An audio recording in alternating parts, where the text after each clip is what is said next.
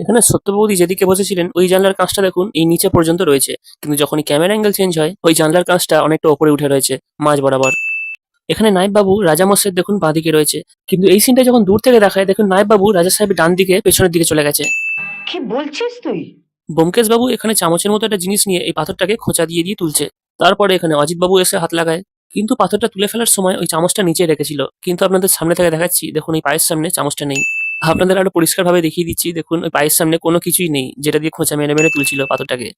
আপনাদের স্লো মোশনে দেখাচ্ছি, দেখুন এই ভদ্রলোকটার গায়ে ঝাড়বাতিটা পড়েইনি, ঝাড়বাতিটা ওনার সাইডে পড়েছে, আর যদি পিঠে পড়তো তাহলে পিঠের এখানে কিছু কাঁচ ভেঙে যেত।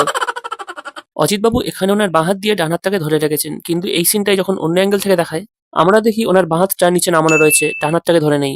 আপনাদের আর সামনে থেকে দেখাই, দেখুন দুটো হাত বুকের ওপরেই রয়েছে, বাঁ হাতটা ডান হাতটাকে ধরে নেই। আচ্ছা মানলাম যদি এরা চেঞ্জ করেও নেয় যে হাতটা নিচে নামিয়ে নিয়েছে, কিন্তু সাপটা তো সঙ্গে সঙ্গে ওকে কামড়ে দিত না, যে একটু মুভমেন্টগুলি তো সাপটা কামড়ে দেবে ঘুরে, তার মানে এটা হয়নি। এই পুলিশের জিপটা যেখানে সে দাঁড়ায় দেখুন এই বাঁদিকটা পুরোটা ছাওয়া রয়েছে, কিন্তু এই সিনটাই অন্য অ্যাঙ্গেল থেকে দেখুন এই গাড়িটার বাঁদিকে অতটা ছাওয়া নেই, ছাওয়া শুরু হচ্ছে এই জায়গা থেকে। কে ঠিক বললাম? এখানে গাড়ির সামনের জানলার কাঁচটা দেখুন এই নিচে পর্যন্ত নামানো রয়েছে, কিন্তু সেই সিনটাই অন্য অ্যাঙ্গেল থেকে দেখুন জানলার কাঁচটা পুরোটা বন্ধ করা, ওপরে পর্যন্ত রয়েছে। নায়বাবুর পাশে এখানে রাজামশাই দাঁড়িয়ে আছে, কিন্তু এই সিনটাই আপনাদের অন্য অ্যাঙ্গেল থেকে দেখাই, দেখুন ওখান থেকে রাজামশাই গায়েব হয়ে গেছে আর ওনার বড় ছেলে চলে এসছে। এখানে পান্ডেজি ওনার বাঁ হাত তুলে কথা বলছে, কিন্তু সেই সিনটাই অন্য অ্যাঙ্গেল থেকে দেখুন পান্ডেজি ওনার ডান হাত তুলে কথা বলছে আর বাঁ হাতটা তো পেছনে আটকানো। खत्म। Bye bye, tata, good bye.